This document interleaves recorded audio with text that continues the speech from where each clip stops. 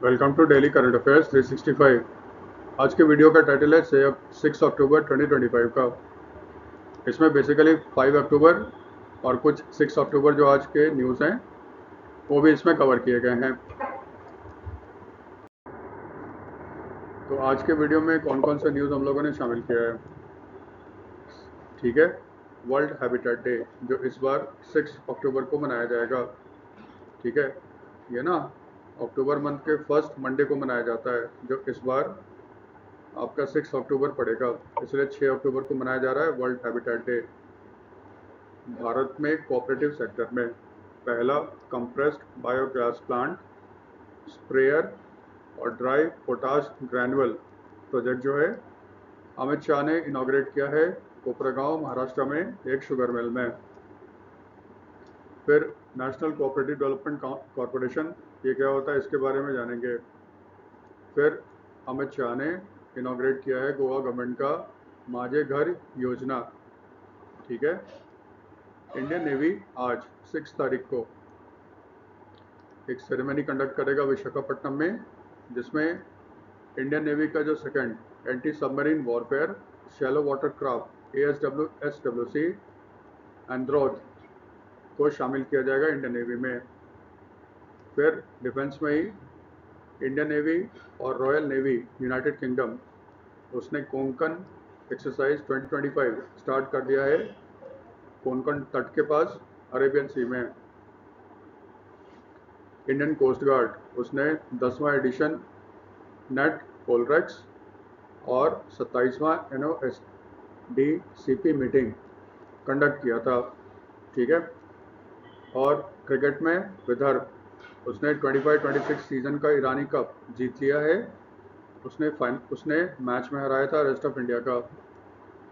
फिर कुछ MCQ होंगे आज के न्यूज़ में, और आज के न्यूज़ पे जितना सारा MCQ बन सकता है वो सारा ड्राइव पे शेयर कर दिया जाएगा, आप उसको भी डाउनलोड करके प्रैक्टिस कर सकते हो आज के न्यूज़ के बारे में।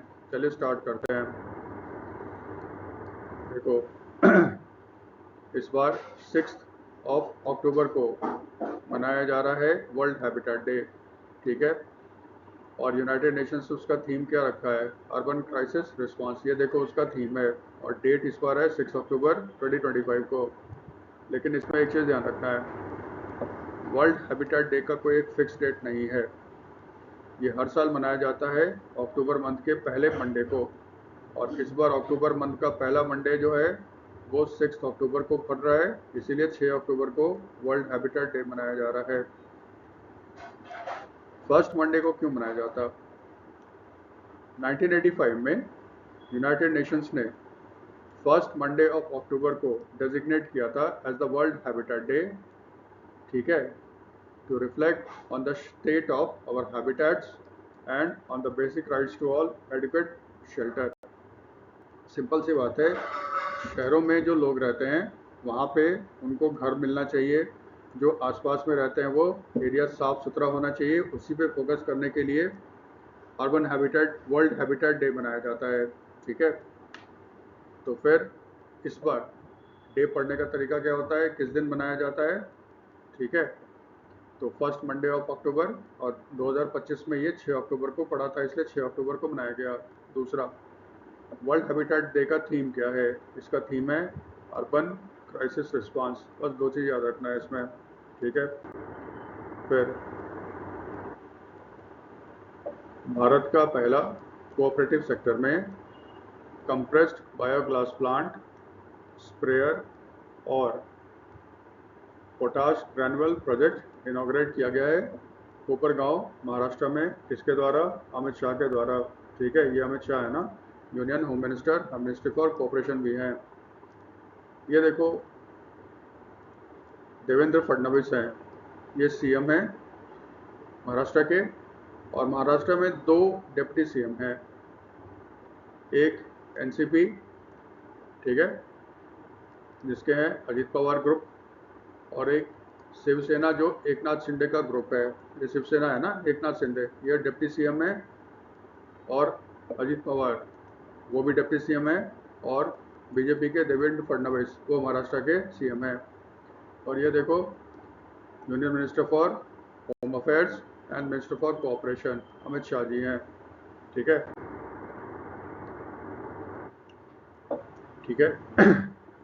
ये जो भारत का पहला compressed biogas plant, spray dryer और पोटाश ग्रैनुअल प्रोजेक्ट कोऑपरेटिव सेक्टर्स में ये इस्टेब्लिश किया गया है महर्षि शंकरराव फुले सहकारी सहकार कारखाना।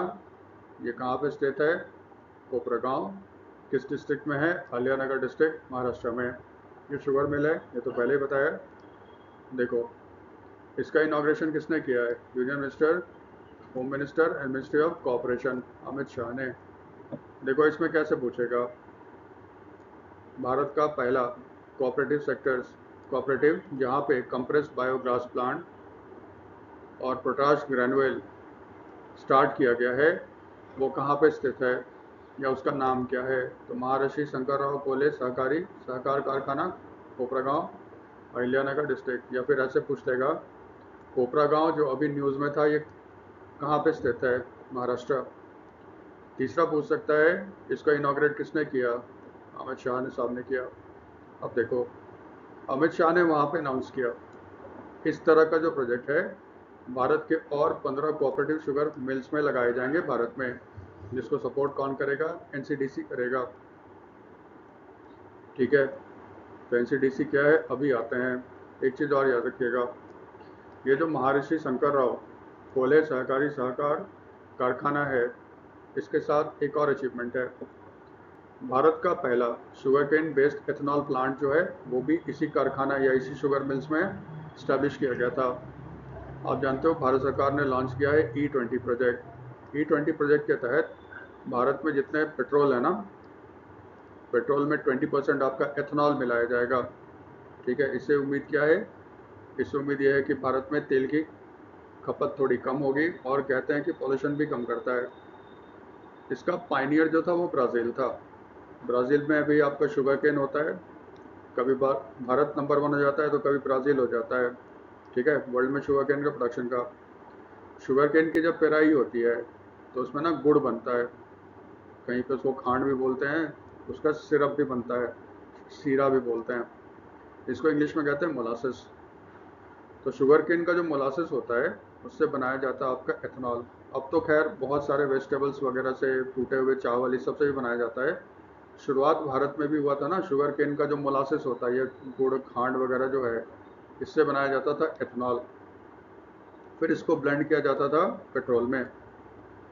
भारत में पहला शुगर मिल जहाँ शुगर केन से एथेनॉल बनाया गया, वो भी स्टार्ट हुआ था किसमें? महर्षि शंकरराव फुले सहकारी सहकार कारखाने में। ये याद रखिएगा। देखो, अमित शाह ने कहा और 15 शुगर मिल्स में जो कोऑपरेटिव्स हैं, उसमें इस तरह के प्रोजेक्ट किए जाएंगे। फिर इसको सपोर्ट कौन करेगा? National Cooperative Development corporation. ये जो नेशनल कोऑपरेटिव डेवलपमेंट कॉरपोरेशन है ना, ये आता है under the ministry of cooperation. ये सेटअप हुआ था 1963 में। किस कानून के तहत? NCDC act 1962। इसका मतलब एक स्टैट्यूटरी बॉडी है और इसका हेडक्वार्टर जो है वो न्यू दिल्ली में है। इसको काम क्या है? भारत में कोऑपरेटिव्स बेसिकली स्टेट सब्जेक्ट है, ये स्टेट के अंदर आता है। तो जितने सारे कोऑपरेटिव्स हैं, प्राइमरी और सेकेंडरी कोऑपरेटिव्स, जैसे गांव में देखते हो ना पैक्स वगैरह, primary agriculture credit societies, agriculture cooperative credit societies, PACS बोलते हैं उसको। ठीक है, इस तरह के कोऑपरेटिव्स को फंड करता है NCDC, national Cooperative development corporation. तो ये स्टेट गवर्नमेंट को पैसा देता है, स्टेट गवर्नमेंट फिर इसको कोऑपरेटिव्स को देते हैं। इससे, क्योंकि भारत में जानते हो कोऑपरेटिव्स का हालत बहुत ही ख़राब है, तो उसको ये फाइनेंशियल सपोर्ट देता है।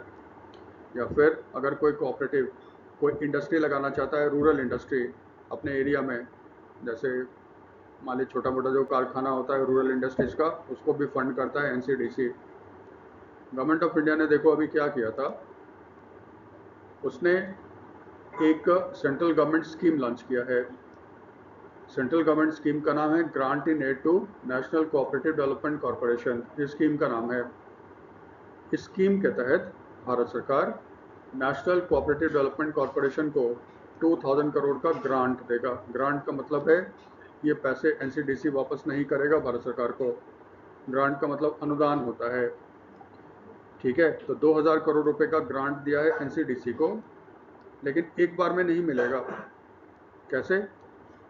इस प्रोजेक्ट का ड्यूरेशन है 4 साल, यानी इस फाइनेंशियल ईयर से स्टार्ट होगा 25-26 से और चलेगा 28-29 तक।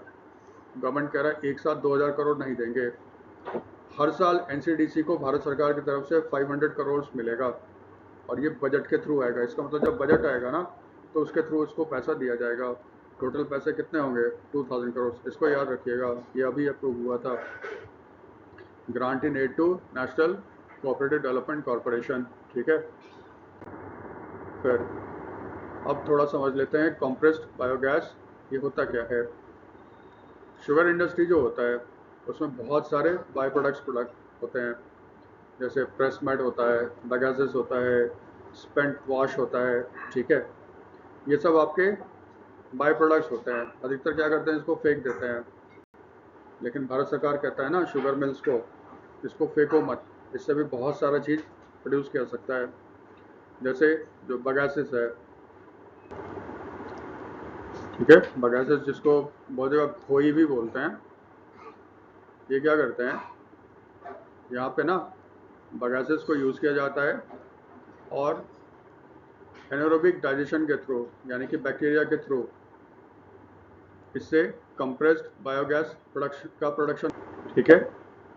एनारोबिक डाइजेशन क्या होता है, यहाँ पे ना ऑक्सीजन का इस्तेमाल नहीं करते। इसका मतलब बहुत बार आपने गांव में भी देखा होगा, बायोगैस बनाते हैं, एक बड़ा सा आपका कंस्ट्रक्शन होता है, उसमें गोबर वगैरह डाल देते हैं और फिर उसको बंद कर देते हैं ताकि उसमें सनलाइट ना आए और ना ही आपका बाहर से एयर उसमें जाए।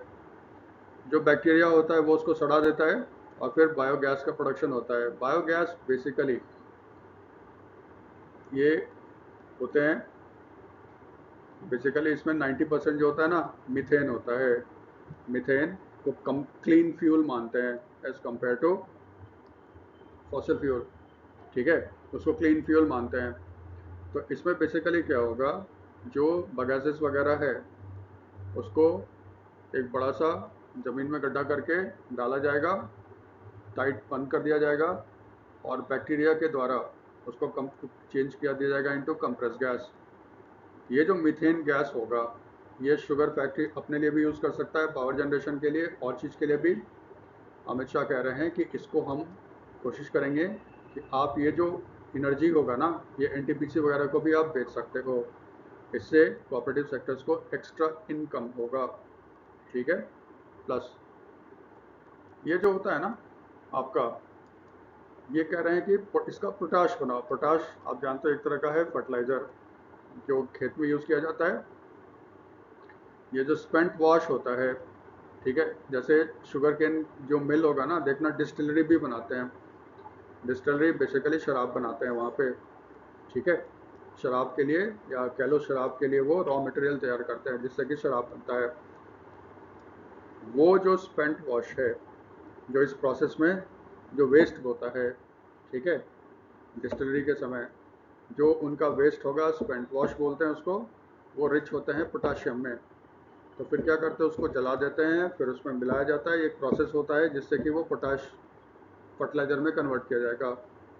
ये पोटाश आपका किसानों को बेचा जाएगा और इससे, क्योंकि ये फर्टिलाइज़र है, इससे फ़ायदा किसानों को होगा, प्लस शुगर मिल्स को भी फ़ायदा होगा। इसका मतलब इस प्रोजेक्ट से शुगर मिल को एक्स्ट्रा इनकम मिलेगा, उनके कचरे की समस्या का भी समाधान होगा बहुत हद तक, प्लस इकोनॉमी को भी फ़ायदा होगा। यही होता है कंप्रेस्ड बायोगैस पोटाश ग्रैनुअल प्रोजेक्ट। ध्यान ये रखना, जो कंप्रेस्ड बायोगैस होता है उसमें लगभग 90% जो होता है ना वो मीथेन होता है, CH4, ये याद रखना। और ये एनारोबिक प्रोसेस के थ्रू किया जाता है। एनारोबिक का मतलब होता है यहाँ पे डाइजेशन के लिए आपका ऑक्सीजन का इस्तेमाल नहीं किया जाता, कट ऑफ होता है, उसी को कहते हैं एनारोबिक। ये इसमें थोड़ा सा ध्यान रखना है। अमित शाह पे ही रहते हैं। अमित शाह फिर चले गए आपके गोवा, जहाँ पे माझे घर योजना का इनॉग्रेशन किया, ठीक है। देखो ये सेरेमनी हुआ था ये doctor Shyama Prasad Mukherjee indoor stadium Talegaon. Talegaon जो है ये कहाँ पे है वो हमें वैसे ही याद रखना है।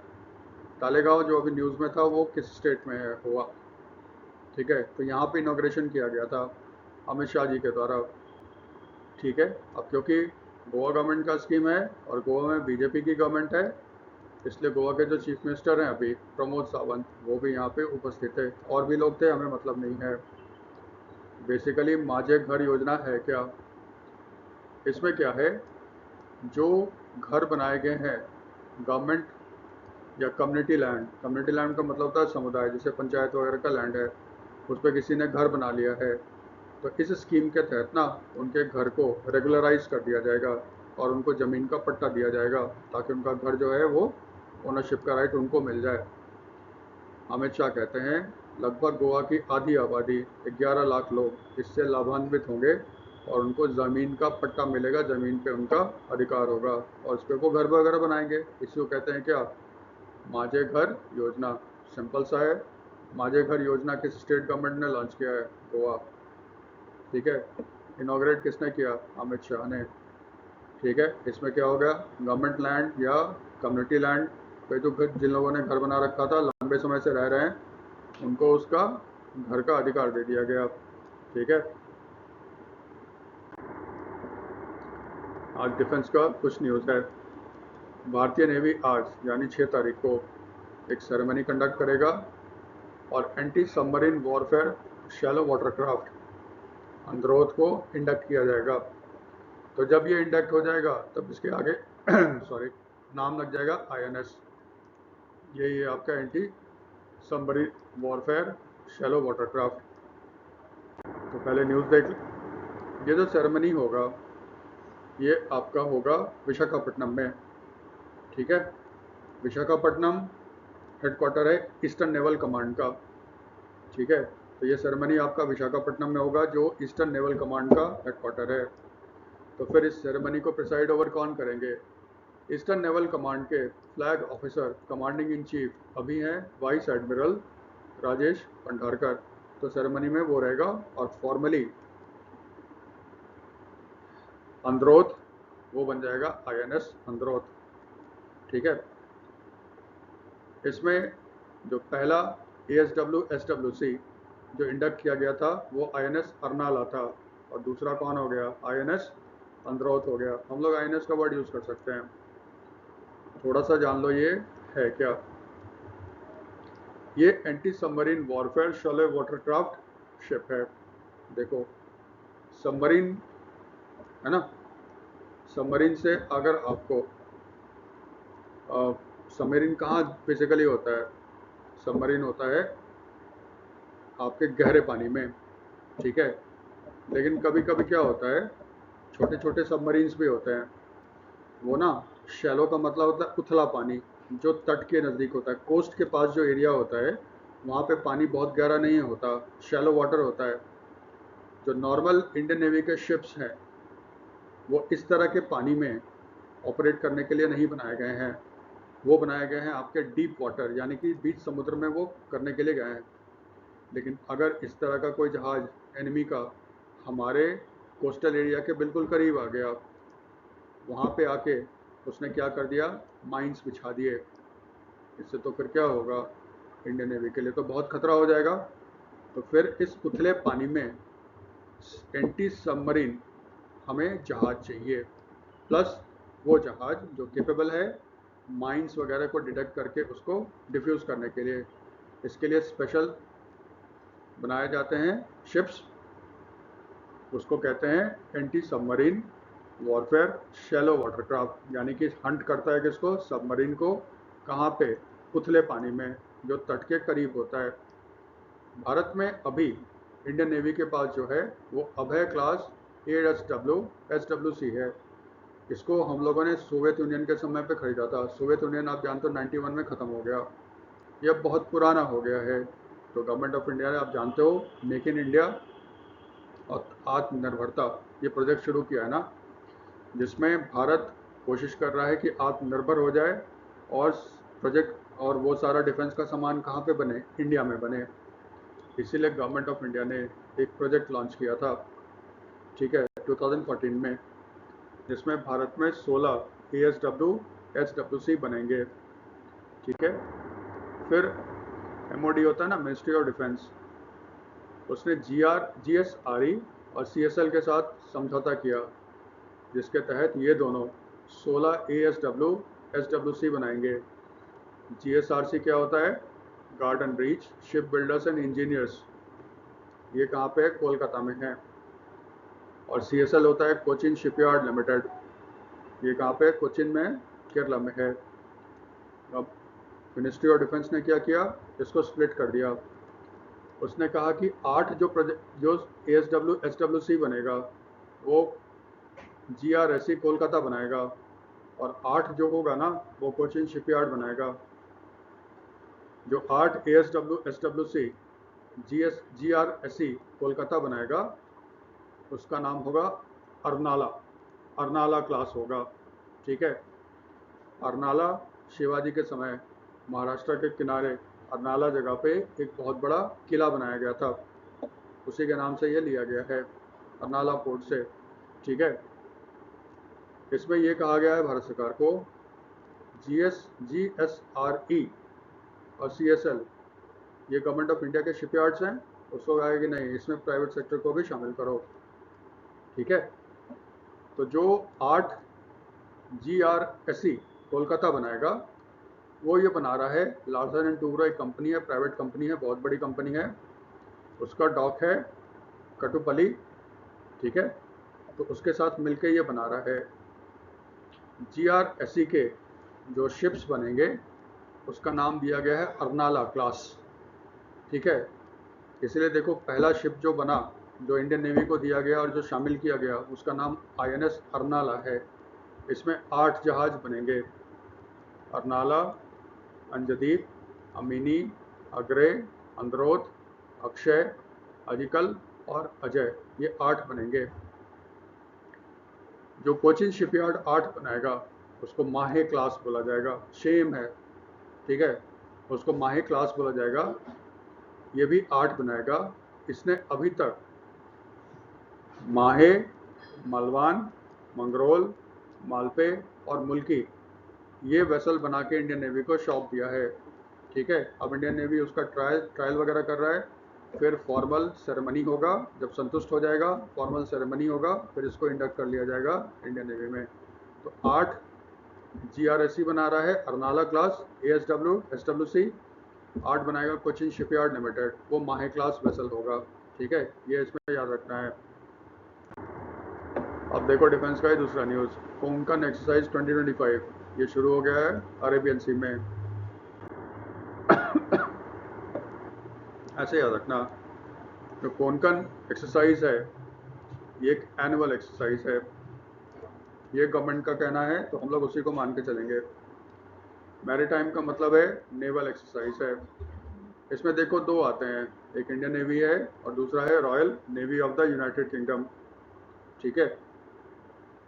तो कोंकण एक्सरसाइज 2025 ये इंडियन नेवी और royal Navy of the United kingdom करता है। गवर्नमेंट कहता है कि ये हर साल होना चाहिए, एनुअल है, लेकिन पिछला जो हुआ था ना वो 2023 में हुआ था, ठीक है। लेकिन अगर पूछता है कितने सालों पे होता है तो हमें याद रखना है एनुअल, जो गवर्नमेंट कह रहा है। इसका नाम कोंकण क्यों रखा है? वेस्टर्न आप देखोगे इंडिया का वेस्टर्न कोस्ट, वो जो गोवा वाला कोस्ट है वो उसको कोंकण बोलते हैं, ठीक है। इसका मतलब जो ये एक्सरसाइज कहाँ पे होगा, और वेस्टर्न इंडिया में आपका अरेबियन सी है ना, तो कोंकण कोस्ट के पास जो अरेबियन सी है वहीं पे आपका ये एक्सरसाइज होता है, ठीक है। इस एक्सरसाइज में कौन पार्टिसिपेट करेगा? Career strike group. Career strike group किसको बोलते हैं? विमान वाहक पोत, एयरक्राफ्ट कैरियर। जैसे भारत का एक एयरक्राफ्ट कैरियर है INS विक्रांत, ये जो एयरक्राफ्ट कैरियर होता है ना उसमें एक मदरशिप होता है INS विक्रांत, और उसके साथ साथ आपके बहुत सारे शिप चलते हैं, ठीक है, फ्रिगेट्स वगैरह भी होते हैं।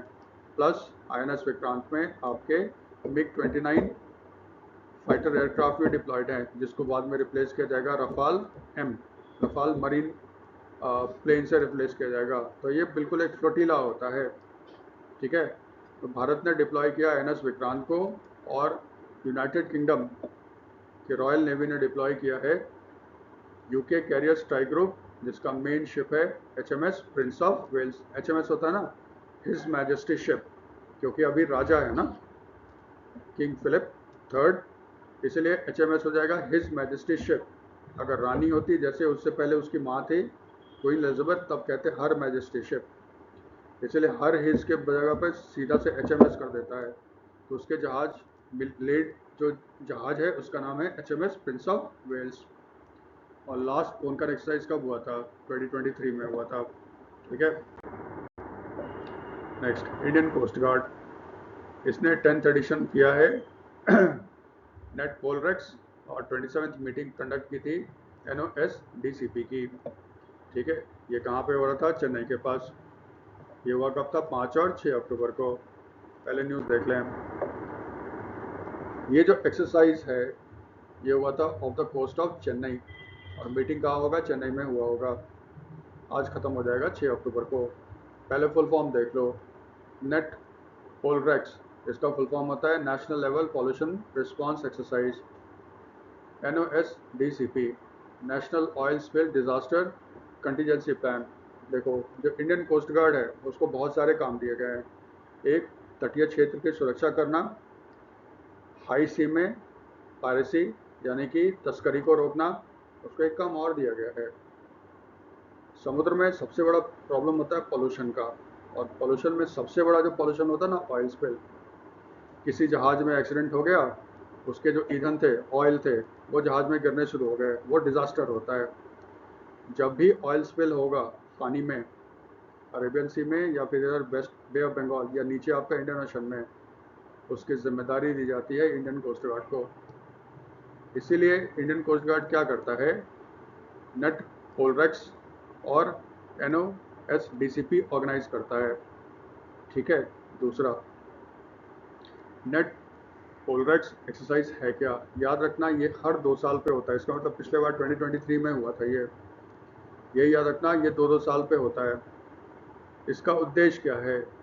To evaluate and enhance India's national preparedness to respond to marine oil spill incidents, यानी कि समुद्र में जो तेल का रिसाव होता है उसमें रिस्पॉन्ड किया जाएगा।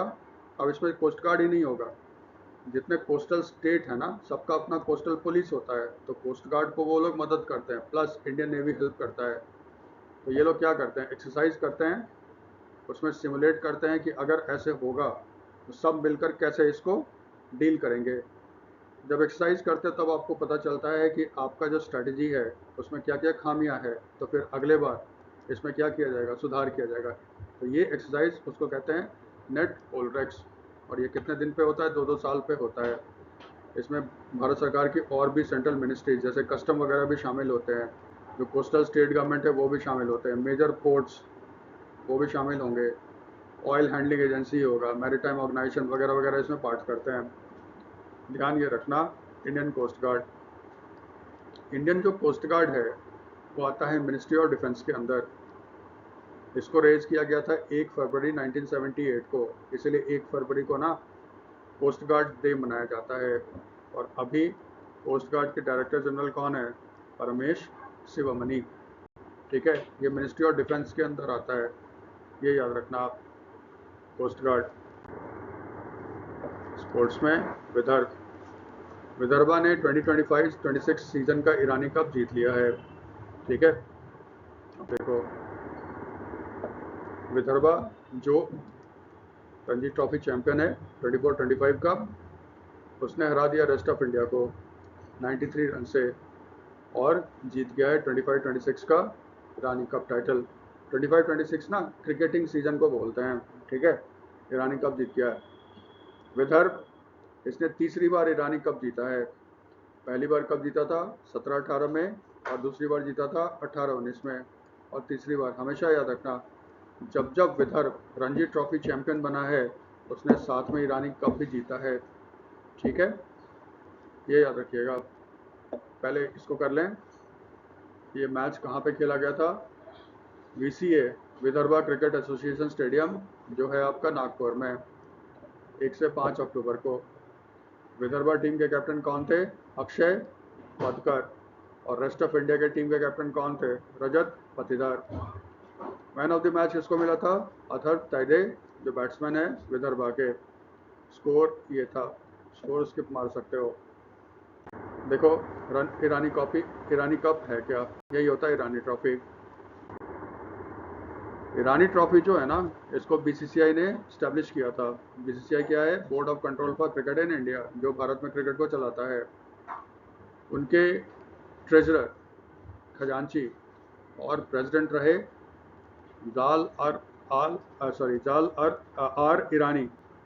जाल अर ईरानी बहुत लंबे समय तक बीसीसीआई के से अलग अलग तरीके से जुड़े हुए थे। उन्हीं के याद में बीसीसीआई ने स्टार्ट किया है JR ईरानी कप, या पॉपुलरली इसको ईरानी कप बोलते हैं।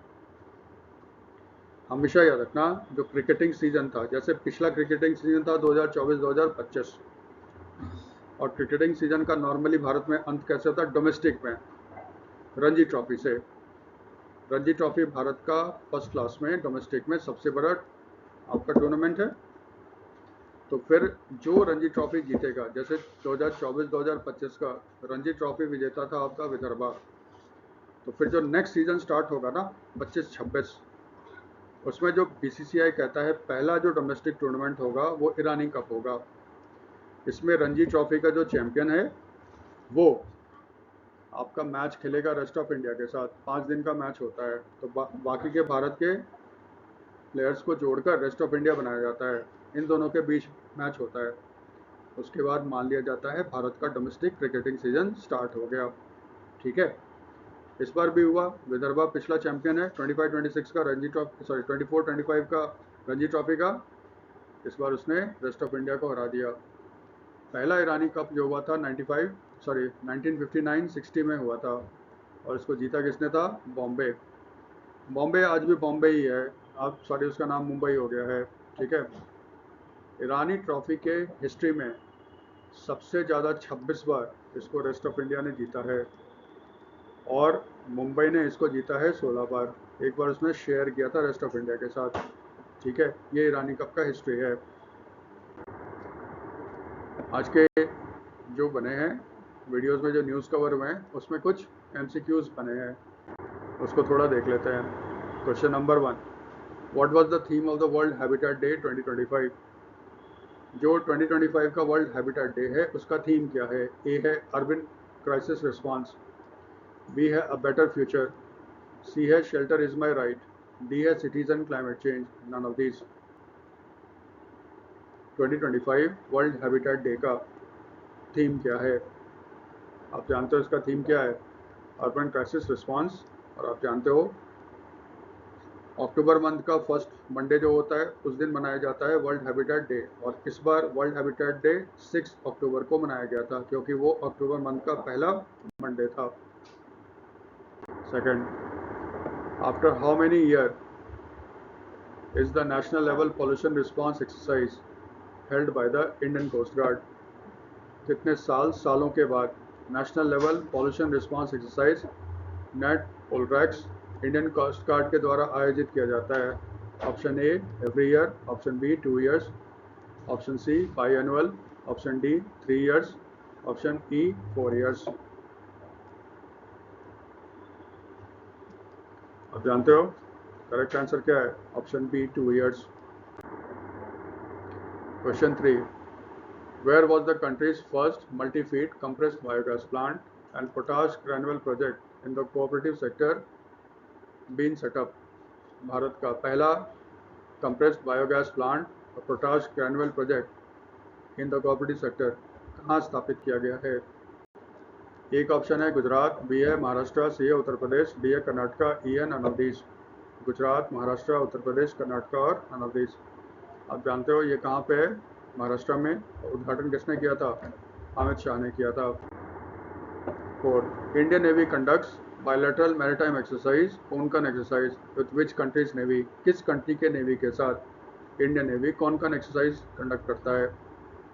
Royal Navy of the United Kingdom, B है रॉयल ऑस्ट्रेलियन नेवी, सी है यूनाइटेड स्टेट्स नेवी, डी है श्रीलंका नेवी, ई है नन ऑफ दीज। कोनकन एक्सरसाइज। आप जानते हो कौन का एक्सरसाइज इंडियन नेवी किसके साथ करता है? Royal Navy of the United kingdom. और ये हमेशा कहाँ होगा? अरेबियन सी में होगा। और ये हर साल आयोजित किया जाता है for the government of India. Fifth, Irani cup किस स्पोर्ट्स से रिलेटेड है? Irani cup is related to which sports? A option है फुटबॉल, बी है क्रिकेट, सी है टेनिस, डी है वॉलीबॉल, ई है none of these. Irani cup किस खेल से बिलोंग करता है? Football, cricket, tennis, volleyball, none of these. हमारा आंसर क्या होगा? क्रिकेट। और इस बार आप जानते हो विदर्भा ने किसको हरा दिया? रेस्ट ऑफ इंडिया को। ठीक है, उसने रेस्ट ऑफ इंडिया को हरा दिया।